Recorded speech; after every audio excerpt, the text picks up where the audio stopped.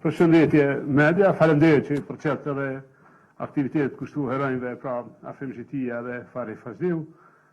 Jam i ju lutem edhe për tema tjera. Fazli Veliver të ka. Sa janë gjasat që Kosova të ndërsohet në Interpol, pasi që dihet që jemi shumë afër asaj asamblesë përgjithshme që do të bëhet.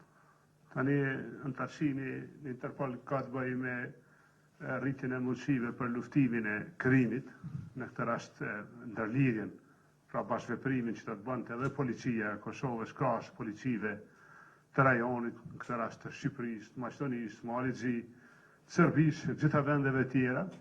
Pra është kryesisht një temë më shumë rende ligj edhe më shumë luftë kundër korrupsionit, si e tillë kjo temë trajtohet nga niveli operativ, policor, pra ne si politik që thonë drejtën nuk mujmë me paragjyku si do të shkon ky proces, po e dim që grupi punues i qeverisë është në veprim edhe mendoj që tash spekulimet në këtë kohë nuk ka rëndësi, s'ka nevojë me i bë.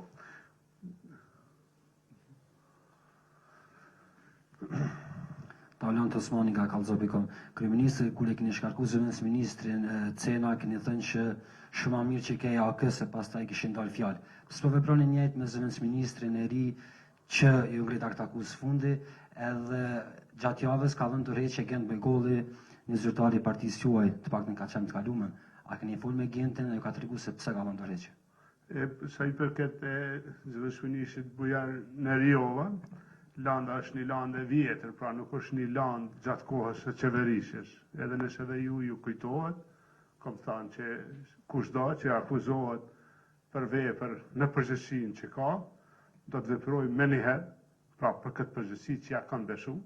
Ajo është një landë e vjetër, edhe të këtilla kemi edhe tjera. Pra zotin Eriova është si rastet e disa këtë akuzave për zyrtarë tjerë, po që nuk kanë bëjnë me përgjithësinë që mbanë sot. Pra vetëm ky është dallimi, për ndryshe edhe zotin Eriova dhe çdo kush tjetër që akuzohet për vepra në përgjithësinë e tashme kemi të pamundshme pra mu akuzu për këtë shpërdorim kësaj detyrë dhe me vazhdu me krya detyrë, jemi detyruar me vepru. Me Gentin kam komuniku para se me dhënë ndërheqje, ka qenë të unë mi ka shpjeguar sfidat që ka në marrje të vendimeve, pra është jashtëzakonisht me marrë vendime në kompani, edhe vështirësitë që ka kompania, që është një kompani që ka shumë borxhe dhe shumë probleme financiare. Genti ka thënë se vizioni për me avancu kompaninë, pra nuk është i sigurt në të rrethana dhe ka kërkuar që të lirohet nga përgjegjësia. Pra një lirim që mendoj që edhe është i arsyeshëm. Megjithatë unë mendoj që Genti mundet me kry, pra Gent Begolli mund me kry punë të shumta, ndoshta tjera që me pas sukses.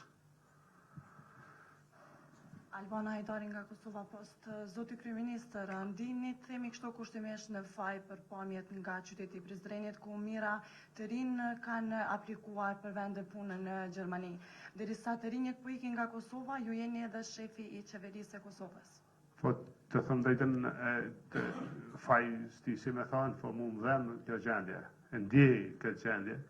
Unë gjatë ti viti që jam punë, kem punu intensivisht pikërisht me pru Gjermani në Kosovë, jo ne me shku në Gjermani, pra me pru kompanit, investimet, në Prizren me ndojë mua tje ku pëndodhë ajo skenë e aplikimeve, po përgatisim parkun pa inovativ tajnus, po që është park biznesi, gjakovat e zonën ekonomike amerikane, nuk e di që është gjendja me këto oferta, por shpresoj që qytetarët e vendit do të mujnë me gjetë vendet punës në Kosovë, pra jo dikun tjetër.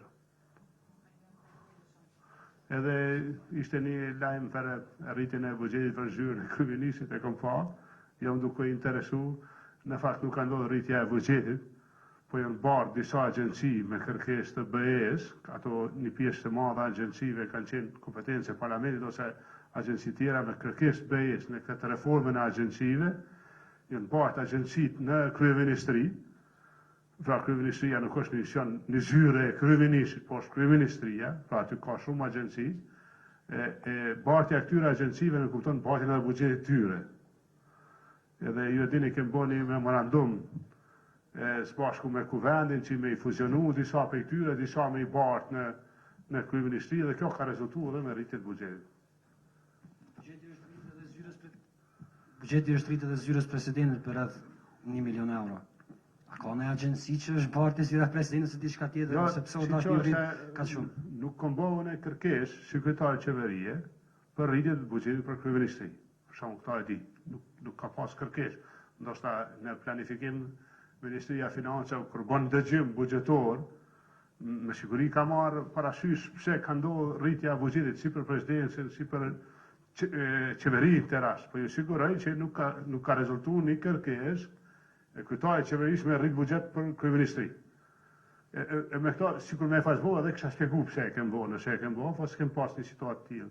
Ajo që kem kërkesë është, po i kem disa projekte me rëndësi për Kosovën që kanë bojnë me komuna, që kanë bojnë me impjante për ujrat zeza, me këto, kryesisht atje e kem menduar që do të ishte mirë me shku buxhetin. Një pjesë, nëse ka pare ma shumë, ose mundësi pare të lira me i dediku, kem pas dëshirë me përmbush disa projekte që trajtojnë ujrat, se di që është problem çështja e ujrave shumë. Faleminderit.